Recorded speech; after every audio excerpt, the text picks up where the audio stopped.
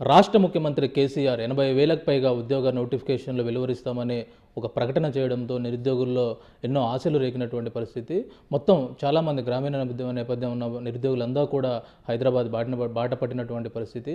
అయితే ఈ నేపథ్యంలో నిరుద్యోగులకు వాళ్ళు ఎలా ప్రిపేర్ అవ్వాలి, వాళ్ళు ఏ విధంగా వాళ్ళ ప్రిపరేషన్ను కొనసాగించాలనే అంశాల గురించి మనతో మాట్లాడడానికి కృష్ణప్రదీప్ గారు, అంటే 25 ఏళ్లుగా ఈ గ్రూప్ 1 కావచ్చు, సివిల్ సర్వీసెస్ కావచ్చు, వీటిల్లో కోచింగ్ ఇస్తున్నటువంటి అనుభవజ్ఞులైన ఫ్యాకల్టీ మనతో ఉన్నారు. ఆయన అడిగి మరిన్ని విషయాలు తెలుసుకునే ప్రయత్నం చేద్దాం. సార్, ఒక్కసారిగా 80,000కు పైగా ఉద్యోగాలు ఇస్తామని ముఖ్యమంత్రి ప్రకటించడంతో మొత్తం గ్రామీణ నేపథ్యంలో ఉన్న వాళ్ళందరూ కూడా హైదరాబాద్ బాట పట్టడం జరిగింది. వీళ్ళకి మీరు ఏం చెప్తారు, ఎలాంటి సలహాలు ఇస్తారు? ప్రధానంగా ఫస్ట్ అసలు మనం ఏ జాబ్ కోసం ప్రిపేర్ అవ్వాలి అనేది ఫిక్స్ అవ్వాలి. గ్రూప్ 1, గ్రూప్ 2, గ్రూప్ 3, గ్రూప్ 4 ఈ మెయిన్ స్ట్రీమ్ ఉద్యోగాలు.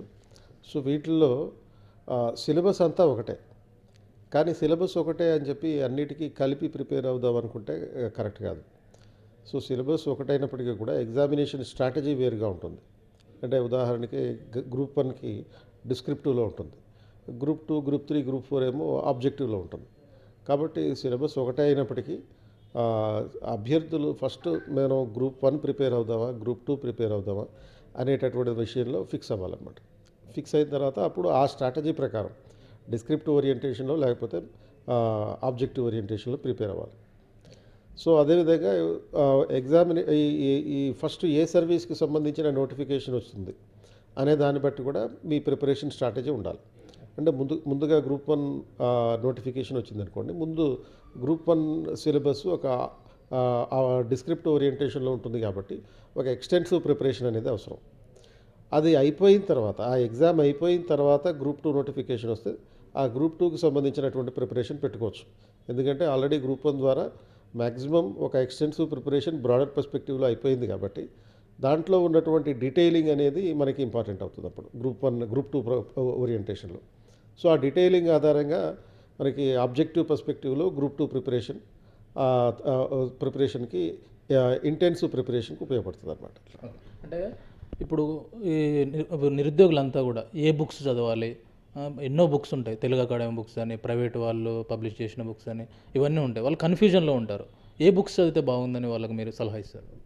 ఇప్పుడు మార్కెట్లో కోకోలలుగా బుక్స్ వస్తుంటాయి, ప్రైవేట్ పబ్లికేషన్స్ ఉంటాయి. అలాగే క్లాస్ రూమ్లో ఫ్యాకల్టీ డిక్టేట్ చేసినటువంటి నోట్స్ను కూడా జిరాక్స్ తీసి జిరాక్స్ షాపుల్లో అమ్మడం జరుగుతుంటుంది. అండ్ స్టూడెంట్ ఊరి నుంచి వచ్చి ఇక్కడ సడన్గా ఒకరోజు మొత్తం ఒక ఫుల్ డే షాపింగ్ చేస్తారు, బుక్ షాపింగ్ చేయడం జరుగుతుంది. సో అన్ని ఒక సబ్జెక్ట్కి సంబంధించి మల్టిపుల్ బుక్స్ కొనుక్కుని వెళ్తారు. సో అలా కాకుండా స్టాండర్డ్గా గవర్నమెంట్ పబ్లిష్ చేసేటటువంటి తెలుగు అకాడమీ బుక్స్ ఉన్నాయి. ఫస్ట్ ఇప్పుడు తెలంగాణ మూమెంట్ కానించి, లేకపోతే ఒక తెలంగాణ చరిత్ర సంస్కృతి కావచ్చు, లేకపోతే పాలిటీ, కాన్స్టిట్యూషన్ కావచ్చు, ఏ సబ్జెక్ట్కి సంబంధించి అయినా సరే ఈరోజు తెలుగు అకాడమీ వాళ్ళు తెలుగు మీడియంలోనూ అలాగే ఇంగ్లీష్ మీడియంలోనూ కూడా పబ్లిష్ చేసి ఉన్నారు. సో కాబట్టి ఈ మధ్యకాలంలో ఇంగ్లీష్ మీడియం అభ్యర్థులు గ్రూప్ 1, గ్రూప్ 2 ప్రిపరేషన్కి ఎక్కువ మొగ్గు చూపడం జరుగుతుంది. కరోనా నేపథ్యంలో కావచ్చు, కరోనా కారణంగా వచ్చినటువంటి సంక్షోభం కారణంగా కావచ్చు, చాలామంది ఇళ్లలో ఉండడం పర్స్పెక్టివ్ కావచ్చు, ఈ అన్ని కారణాల వల్ల ఇంగ్లీష్ మీడియం బ్యాక్గ్రౌండ్ ఉండే స్టూడెంట్స్ కూడా ప్రిపేర్ అవుతున్నారు. సో ఇంగ్లీష్ మీడియం స్టూడెంట్స్కి కూడా ఈ తెలుగు అకాడమీ వాళ్ళు ఇంగ్లీష్లో బుక్స్ పబ్లిష్ చేస్తున్నారు.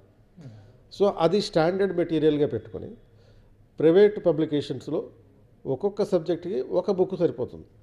అంటే ఒక్కొక్క సబ్జెక్ట్కి ఒక బుక్. అంటే ఉదాహరణకి సైన్స్ అండ్ టెక్నాలజీ ఉంది, సైన్స్ అండ్ టెక్నాలజీకి సంబంధించి గ్రూప్ 1 ప్రిపేర్ అయ్యేవాళ్ళు సి హరికృష్ణ సార్కి సంబంధించినటువంటి బుక్ కొనుక్కుంటే సరిపోతుంది.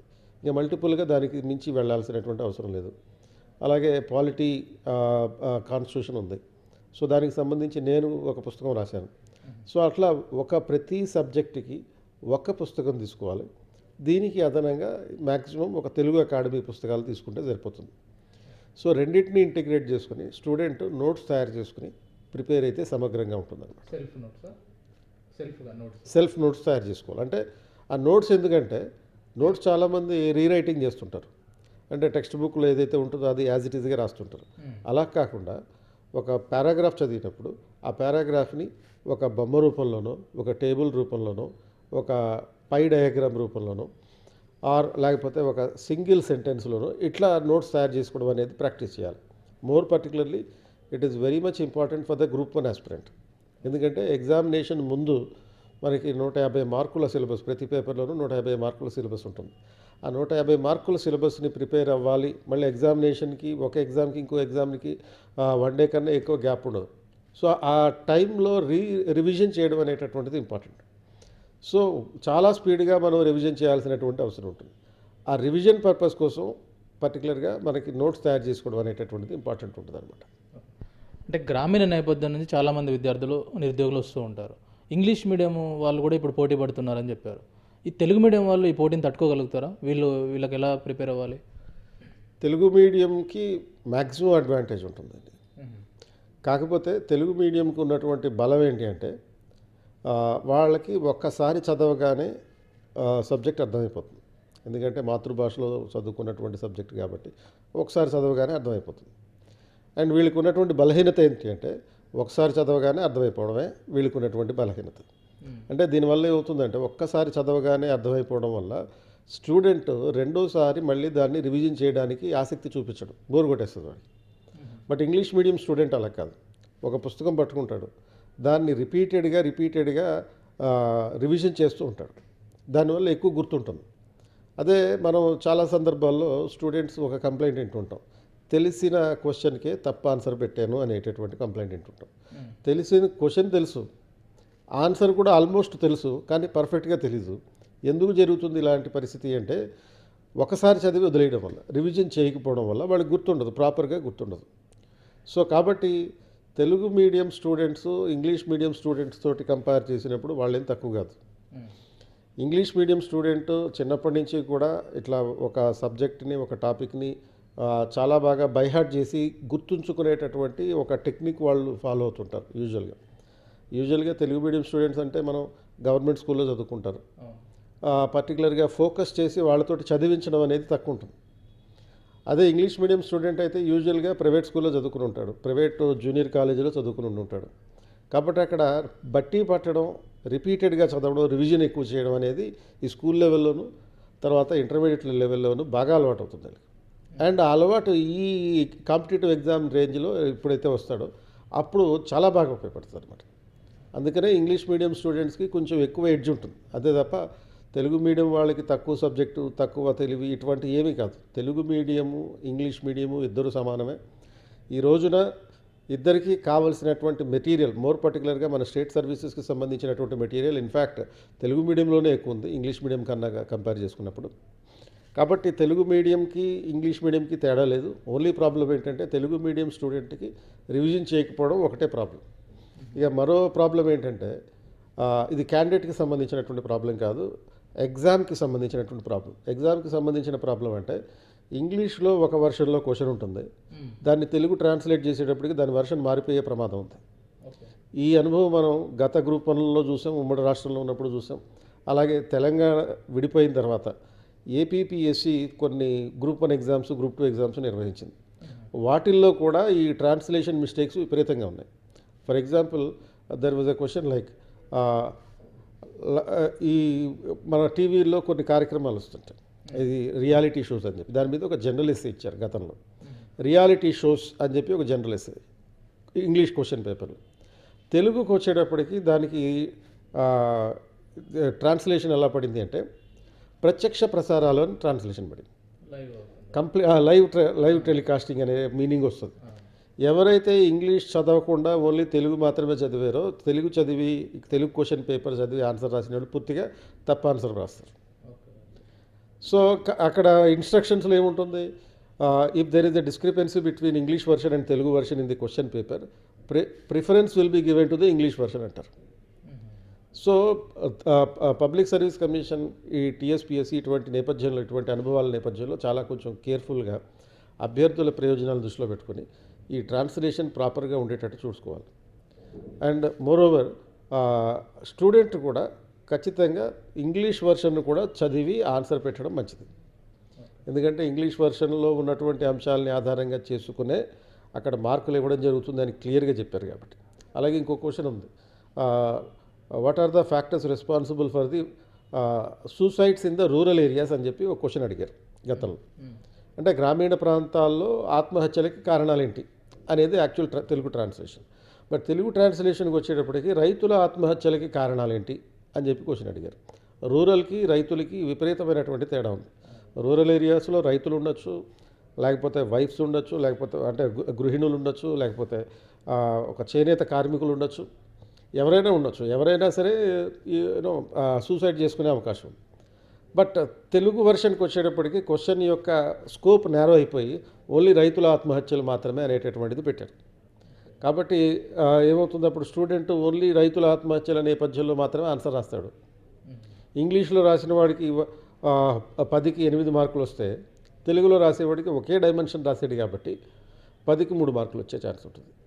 ఆ రకంగా తెలుగు మీడియం అభ్యర్థులు కొంత వెనకబడడానికి కారణం ఏంటంటే వీళ్ళు రివిజన్ చేయకపోవడం, రైటింగ్ ప్రాక్టీస్ లేకపోవడం, ఇది అభ్యర్థుల పరంగా కారణమైతే కమిషన్ పరంగా ట్రాన్స్లేషన్ సరిగ్గా లేకపోవడం కారణం ఉంటుంది.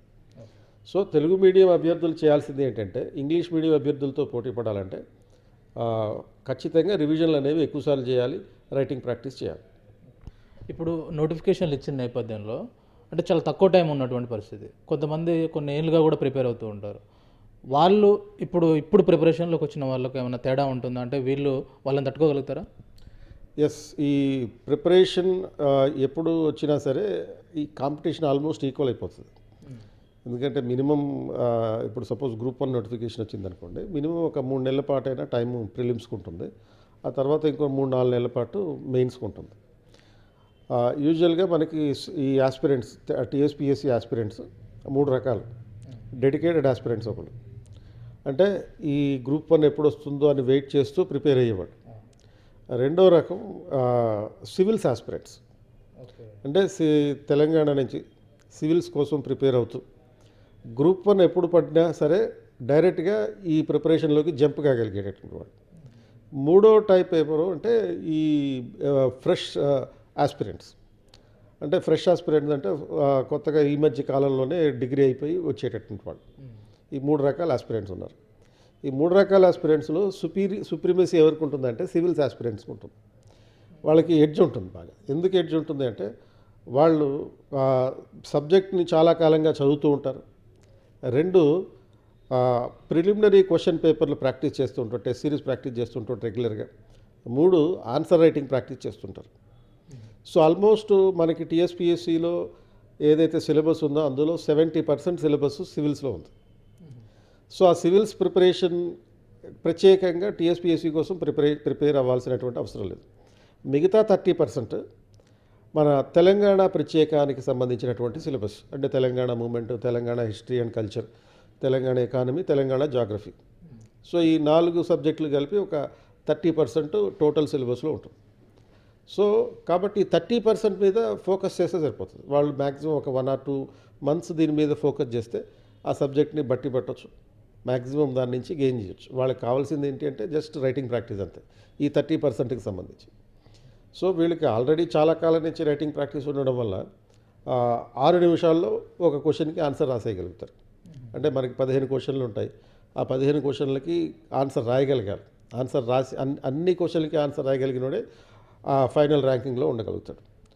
సో ఆ అన్ని క్వశ్చన్లకి ఆన్సర్ రాయగలగాలి అంటే 6 నుంచి 7 నిమిషాల్లో ఆన్సర్ కంప్లీట్ చేయాలి. ఆ స్పీడ్ సివిల్స్ ఆస్పిరెంట్కి ఉంటుంది. అండ్ ఈ సివిల్స్ ఆస్పిరెంట్ని తట్టుకుని నిలబడగలగాలి అంటే existing aspirants, new aspirants, only డెడికేటెడ్గా తెలంగాణ కోసం ప్రిపేర్ అవుతున్నటువంటి వాళ్ళును కొత్తగా వచ్చిన వాళ్ళు, వీళ్ళిద్దరూ కలిసి వాళ్ళతోటి పోటీ పడాలి. సో వాళ్ళతో పోటీ పడాలంటే వాళ్ళ స్ట్రాటజీనే ఫాలో అవ్వాలి. వాళ్ళకన్నా 2-3 రెట్లు ఎక్కువ ఈ ఉన్న సమయంలో ప్రిపేర్ అవుతే సరిపోతుంది. అంటే సబ్జెక్ట్ నేర్చుకోవడం ఒకటి ఫస్ట్ ప్రయారిటీ, సెకండ్ దాన్ని రివిజన్ చేయడం ఒకటి, థర్డ్ టెస్ట్ సిరీస్ రాయడం ఒకటి, ఈ ప్రిలిమినరీ మల్టిపుల్ చాయిస్ క్వశ్చన్స్ కోసం, 4 ఈ రైటింగ్ ప్రాక్టీస్ ఒకటి. ఈ 4 పెట్టుకొని ప్రయత్నం చేస్తే డెఫినెట్గా ఈ ఫ్రెష్ ఆస్పిరెంట్స్ కానీ డెడికేటెడ్ ఆస్పిరెంట్స్ కానీ వాళ్ళకు కూడా ఖచ్చితంగా ఛాన్స్ ఉంటుంది. బట్ అంటే ఇప్పుడు డిస్క్రిప్షన్ మెథడ్ అన్నారు, అంటే గ్రూప్ 1లో వీళ్ళకు రైటింగ్ అంటే చేతిరాత అనేది మంచిగా ఉండాలంటారా, లేకపోతే అర్థమయ్యేటటువంటి సరిపోద్ది అంటారా? అంతే సింపుల్. ఇప్పుడు రైటింగ్ అనేటటువంటిది లెజిబుల్గా ఉంటే చాలు, క్యాలిగ్రఫీ అక్కర్లేదు. అంటే అందంగా నీట్గా రాయాల్సినటువంటి పని లేదు. అంటే ఎంత అందంగా రాసేటటువంటి ప్రయత్నం చేస్తే కనుక మనం అంత లేటుగా ఆన్సర్ రాస్తాం. సో కాబట్టి మనం సహజంగా ఏదైతే న్యాచురల్గా మన హ్యాండ్ రైటింగ్ ఉంటుందో ఆ హ్యాండ్ రైటింగ్ ఎగ్జామినర్కి అర్థమయ్యేటట్టుగా ఉంటే సరిపోతుంది. సో సపోజ్ మన కొంతమంది హ్యాండ్ రైటింగ్ అర్థం కాకుండొచ్చు, ఇతరులకు అర్థమయ్యేటట్టు పరిస్థితి ఉండకపోవచ్చు. వీళ్ళు కొంచెం ప్రాక్టీస్ చేయాలి, కర్సివ్ రైటింగ్ ప్రాక్టీస్ చేయాలి. తెలుగు మీడియంలో అయితే తెలుగు పుస్తకాలు తెచ్చుకొని కర్సివ్ బుక్స్ తెచ్చుకొని, ఇంగ్లీష్ మీడియంలో రాస్తుంటే ఇంగ్లీష్ కర్సివ్ బుక్స్ తెచ్చుకొని ప్రాక్టీస్ చేయాలి. సో అంత ప్రాక్టీస్ నాకు కుదరదు అనుకుంటే అట్లీస్ట్ ఏం చేయాలంటే పదానికి మధ్య ఒక 1/2 సెంటీమీటర్ గ్యాప్ మెయింటైన్ చేస్తూ, సెంటెన్స్కి మధ్య ఒక 1/2 సెంటీమీటర్ గ్యాప్ మెయింటైన్ చేస్తూ ప్రాక్టీస్ చేస్తే అట్లీస్ట్ చదవడానికి ఆసక్తి అనేది ఎగ్జామినర్కి వస్తుంది. సో మరీ క్లమ్జీగా కోడిగలిగినట్టుగా కనుక ఆన్సర్ కనబడితే ఎగ్జామినర్ రెస్పాన్సిబిలిటీ కాదు చదవడం అనేది. ఎగ్జామినర్కి సపోజ్ మనకు రోజుకి 30 పేపర్లు ఇవాల్యుయేట్ చేయాలనుకుంటారు అనుకోండి, టీఎస్పీఎస్సీ పెట్టే కండిషన్ ప్రకారం. ఒక పేపర్ మీదే అదే చదువుకుంటూ దాని మీద గంట స్పెండ్ చేసేటటువంటి అవసరం ఎగ్జామినర్కి ఉండదు. It is the candidates responsibility to make your answer to be red by the examiner. So ఆ రకంగా చేయగలిగితేనే, అంటే సపోజ్ ఇక్కడ డబుల్ వాల్యుయేషన్ ఉంటుంది. డబుల్ వాల్యుయేషన్ ఉన్నప్పటికీ కూడా ఇద్దరు ఎగ్జామినర్స్ ఇగ్నోర్ చేయొచ్చు దాన్ని. ఎందుకంటే చదివేటటువంటి అవకాశం ఎప్పుడైతే లేదో ఇద్దరు ఇగ్నోర్ చేస్తారు. కాబట్టి అభ్యర్థి నీ పేపర్ని నువ్వే చదివించుకునేటట్టుగా ఆన్సర్ రాయాలి. It is not at all a responsibility of the examiner to read your answer paper. It is your duty to make your answer paper to be red by the examiner. అంటే ఒక్కోసారి అంటే పోయినసారి కావచ్చు, పోయినసారి కావచ్చు, ఒక వార్త విన్నాను నేను. ఏంటంటే తెలుగు మీడియం అభ్యర్థులు మెయిన్స్లో బాగా వెనకబడిపోయారు, ఇంగ్లీష్ మీడియం వల్లే మెయిన్స్లో ఎక్కువ క్వాలిఫై అయ్యారని. ఇది ఎంతవరకు కరెక్ట్ అంటారు? సో ఇందాక మనం అనుకున్నట్టే తెలుగు మీడియం అభ్యర్థులు మెయిన్స్లో ఎందుకు వెనకబడిపోయారంటే రైటింగ్ ప్రాక్టీస్ లేకపోవడం వల్ల. ఇప్పుడు 3 గంటల్లో 15 క్వశ్చన్లు రాయాలి. ఒక్కొక్క క్వశ్చన్కి చాయిస్ ఉంటుంది, ప్రతి క్వశ్చన్కి చాయిస్ ఉంటుంది. అంటే 1 or 2 అన్నట్టుగా చాయిస్ ఇస్తారు. సో అంటే మొత్తం 30 క్వశ్చన్స్ ఉంటాయి. అండ్ మనం చిన్నప్పటి నుంచి మన పేరెంట్స్ కానీ లేకపోతే టీచర్స్ కానీ మనకు నేర్పించింది ఏంటి, మీకు క్వశ్చన్ పేపర్ ఇవ్వగానే ఫస్ట్ దాన్ని తరవుగా చదవండి అని చెప్తారు. సో 30 ప్రశ్నలు ఉన్నటువంటి క్వశ్చన్ పేపరు చదవాలి, యాజ్ వెల్ యాజ్ ఇన్స్ట్రక్షన్స్ కూడా కంపల్సరీగా చదవాలి. ఇది ఖచ్చితంగా గుర్తుపెట్టుకోవాల్సినటువంటి పాయింట్. ఎందుకంటే ఈ క్వశ్చన్ పేపర్ ఇన్స్ట్రక్షన్స్లో కొన్ని సందర్భాల్లో ప్రత్యేకమైన ఇన్స్ట్రక్షన్స్ ఇస్తాడు. లైక్ ఇప్పుడు సపోజ్ ఏపీపీఎస్సీలో అండర్లైన్ చేయకూడదు, బ్లూ పెన్ కానీ లేకపోతే బ్లాక్ పెన్ కానీ మాత్రమే వాడాలి, 2 రంగుల పెన్నులు వాడకూడదు, ఇలాంటి ఇన్స్ట్రక్షన్స్ ఉంటాయి. ఎందుకంటే 2 రంగుల పెన్నులు వాడితే గతంలో కొన్ని అభియోగాలు జరిగినాయి, అంటే మార్కింగ్స్ చేసి ఆ రకంగా మ్యానిపులేషన్ జరిగినాయి అని చెప్పి. సో కాబట్టి అండర్లైన్లు చేయకూడదు అండ్ ఒకే కలర్ పెన్ను వాడాలి. ఇటువంటి ఇన్స్ట్రక్షన్స్ అన్ని క్వశ్చన్ పేపర్లో ఉంటాయి, ఆన్సర్ షీట్లో కూడా ఉంటాయి. కాబట్టి ఇన్స్ట్రక్షన్స్ చదవాలి అండ్ 30 క్వశ్చన్లు చదవాలి. అంటే ఒకసారి ఈ క్వశ్చన్లు అన్నీ చదవడానికి మనకి మినిమం 30 minutes పడుతుంది. మనకు ఉన్నటువంటి 180 నిమిషాల్లో 30 నిమిషాలు పోయింది. అండ్ ఈ 30 క్వశ్చన్లో 15 క్వశ్చన్లు సెలెక్ట్ చేసుకుని మెంటల్గా మనం ఏ ఆన్సర్ రాయాలని ప్రజెంట్ చేయాలి అనే దానికి ఆలోచించుకోవడానికి ఇంకొక 30 నిమిషాలు పోతుంది. లిటరలీ 1 hour అంటే 60 minutes or out of our hand. You will be spending 60 minutes only to read the question paper and understand the question paper. అంటే ప్రాక్టికల్గా మనం ఆన్సర్ రాసేది 120 నిమిషాలు మాత్రమే. సో 120 డివైడెడ్ బై 15 క్వశ్చన్కి ఆన్సర్ రాయాలి. అంటే ఆన్ అండ్ యావరేజ్ ఒక 6-7 minutesలో ఆన్సర్ కంప్లీట్ చేయాలి. అంటే ఆన్సర్ రాయాలి, దాన్ని ఒక 1 or 2 minutes కొన్ని దాన్ని రివిజన్ కూడా ఒకసారి చూసుకోవాలి. కాబట్టి ఇదంతా చేయాలంటే విపరీతమైనటువంటి ప్రాక్టీస్ చేయాలి.